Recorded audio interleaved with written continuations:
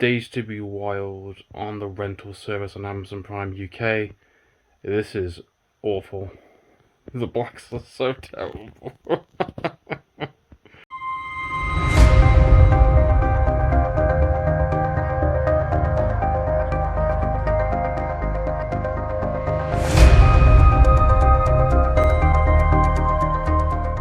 Hello everybody and welcome to Amphlett Reviews. Today we're doing a Hong Kong review for Wong Kar-Wai's Days of Being Wild. This is a kind of celebration kind of video for the Wong Kar-Wai Criterion Collection, which recently came out in the US. The UK don't get into May 31st. Being the fact I can't afford that edition right off the bat because how pricey it is, I figured I would go out and seek as many of these films as possible through DVD, Blu-ray, kind of streaming, and the results have been quite interesting so far. Very hard to access. His films are very difficult to find, even kind of a decent kind of quality version to watch. Even the Days of Being Wild, the version I watched from Amazon Prime, was pretty shocking to say the least. What is this? What is this? But luckily the film lifted the kind of the quality, and I really did enjoy it. I thought the film was absolutely fantastic, and I really want to talk about his films in a bit more detail and kind of celebrate this kind of fantastic release the Criterion set has done, which is a brand new 4K scans, alternative kind of aspect ratios, very controversial box set in terms of the way the look and the style is. I've never seen the original version, so I'm going in from a fresh approach, but I'm curious to check out more of his films and to kind of see what this Hong Kong director is all about. There's so much to kind of watch on the watch list. It's crazy to kind of make time for this, but this film I really did enjoy and I want to talk about it. So let's talk about Wong Kar-Wai's Days of Being Wild.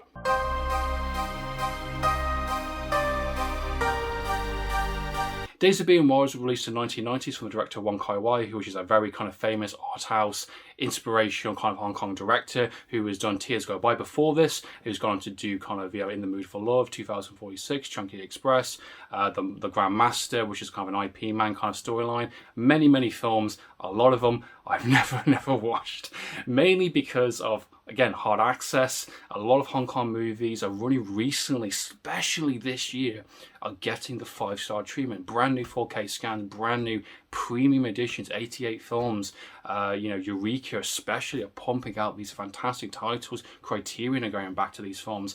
This is probably the biggest year I've ever seen for Hong Kong movies, and is the best time ever to be a fan of Hong Kong cinema because there's so much out there to watch for the very first time with fresh eyes, with good quality, without terrible English dubs or without terrible quality for the most part anyway. Those kind of, obvious kind of things, because usually if I see something like terrible quality, I will not watch it, I won't bother with it. It's funny because I watched a couple of scenes of The Fearless Hyena on Amazon Prime, the terrible, the kind of dub version with the awful quality. I turned it off within 2 seconds because it's just not representative of the actual film itself. Watching the 4K transfer later on with the 88 films release, it definitely blew the film wide open for the kind of the colours, the kind of the jokes, the kind of the tone, the atmosphere of the film, and that's what makes a big difference. And despite my the bad quality of the stream I watched on Amazon Prime, the film itself shined through all that kind of thing, and it was a really interesting film to watch. Days of Being Wild, the storyline follows a bunch of interconnected kind of characters. This is a very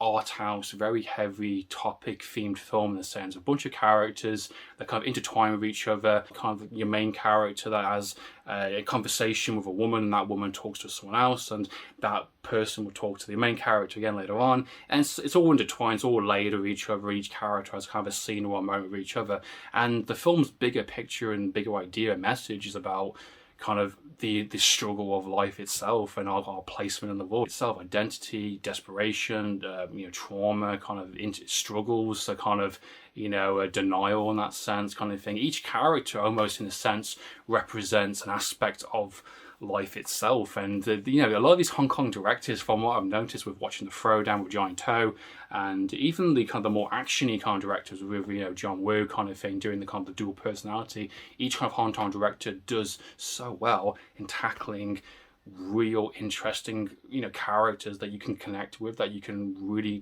put yourself in their shoes a little bit and really escape into a world like this. And Days of Being Gone is a film usually I wouldn't necessarily watch again, but I really want to check it out, mainly for the 4K transfer and second to kind of re-explore a lot of those aspects of the film, because despite the heavy topic of the nature of the film, because it's very depressing, it is a very heavy topic film about relationships, about our connections with our mom in that sense, identity, our background, who are we as people kind of thing. It really dives into a lot of those kind of heavy topics. It plays with time in a very interesting way, with constant clocks, and kind of time is a factor that can heal or can really damage. But what Wong Kar-Wai does so well with this film, despite its heavy subject matter in some unlikable characters to some extent in that sense, is that it's paced beautifully. This is one of the most best paced, buttery smooth films I think I've ever seen in terms of a film like this, of this kind of caliber in that sense, because most of these type of films are kind of one-offs in a sense. You don't want to re-explore them, or there's some kind of issues here and there, maybe it drags a bit too long, maybe it kind of over-exaggerates, but every single scene, every pacing, every shot really folds into each other so well, and every time you kind of get maybe a bit bored of a character or get a bit frustrated, it kind of changes it up. It changes the style, changes the scene to something else, and explores a slightly different aspect, but it still folds into the bigger picture of what the film tries to be.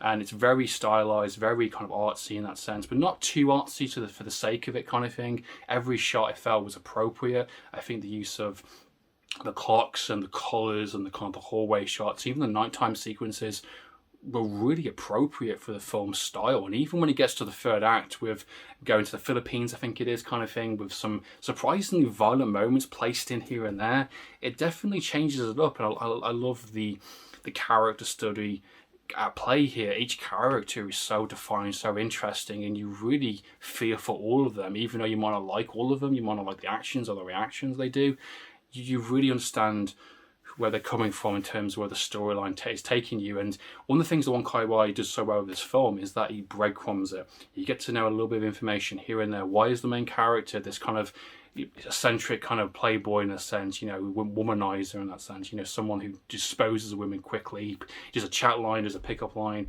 sleeps with them and then kind of disposes of them the next day, doesn't care. You got a woman later on in the film which she kind of adores for a brief moment, kind of manipulates in a sense, and she's kind of throwing herself at him. There's a great sequence where she's in a dress kind of thing, she's cleaning the entire apartment, and he's saying, oh, there's a spot down the floor, you missed it, and she gets on her knees, she scrubs it kind of thing, and she is, he says, leave, I don't care, walk out the door, walk out the door, don't call me, don't see me again, and she doesn't, she refuses. She's someone who likes this character to a naivety, if that's a correct word, a desperation in a sense of having someone like him, that she will refuse to kind of let him go. And that's one of the interesting aspects of the film, with this character that is so desperate to be with someone versus Maggie Cheung's character, which is great to see, by the way, from the Police Story movies. Always great to see Maggie Cheung, really big fan of her work, and great to see another movie with her in that. And her character is sort of like the kind of the innocent girl in the sense, someone who just kind of played and used, and she's just kind of understanding why. She wants to know why are you doing this, why have you done this, why have you ignored me, versus the character that is so aggressive and so in your face, but so desperate and lonely that she's willing to humiliate herself for a person that clearly doesn't care about either one. And that's what I think is the aspect of it's great. And funny enough, the best friend of the main character, the kind of playboy character, is sort of falling in love with the second girl, and she says straight off the bat, don't fall in love with me, don't try and impress me, don't come after me kind of thing. And so it's a vicious cycle of love in that sense. What one woman loves someone else, and then the other guy loves her, and the complications of love and falling in love. And there's not many characters in this film. There's not many kind of background characters. It just seems to be an isolated 5 or 6 kind of main characters until we get to the Philippines later on. Characters sort of just coexist and live in. It's almost like a kind of dream world in a sense. I don't want to reveal many spoilers or kind of main plot points about the film, but the third act definitely does change up quite a bit, with a couple of surprising kind of sort of violent moments in the film, which has quite took me off guard a little bit, being the fact this is a very kind of stylist, kind of character, moody kind of piece, and then turns into kind of a bit of a John Woo kind of action little movie. It's quite surprising. There's 2 specific sequences in the film that happens during the third act, and there's one very early on, which is a very Drive-inspired kind of sequence with Hammer. Overall, Days of Being War is a very impressive first proper Wong Kar-Wai film for me. I've only seen The Grandmaster before this, and I'm very excited, very much looking forward to seeing his other work and to kind of seeing what else he has to offer. Very much looking forward to checking out the 4K transfer for this film, being how bad the quality was from the previous version of Amazon Prime. So if it can go past that kind of level of quality, I think I'll be fine. You know, I really enjoy watching this film despite the heavy subject matter, despite some characters not being so likable really, but I think it's so well delivered within its cinematography, within its beautiful butter smooth pacing, its kind of bigger than life themes in a sense, but you know, internal struggles with relationship, desperation, trauma in a sense, the idea of time and how time can heal whole, but also can be very damaging. It's surprisingly violent moments, of outbursts of moments, which is quite surprising for this kind of movie. It's a film that packs a lot in within an hour and a half, and it's definitely a film I want to re-explore and kind of get more out of in a sense. I think there's definitely a lot more things that I kind of missed, and I'm looking forward to watching a second viewing of Days of Being Wild for sure. That's been my review for the film, guys. Hope you enjoyed watching this video. Please comment down below. I will be checking out In the Mood for Love and 2046, which is kind of like the unofficial kind of trilogy of this little set. Those two I got access to, so I will be talking about those films very soon, checking them out. So please stay tuned for those reviews.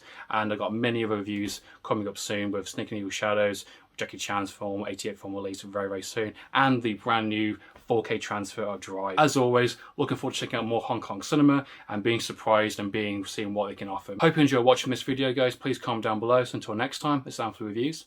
Signing out.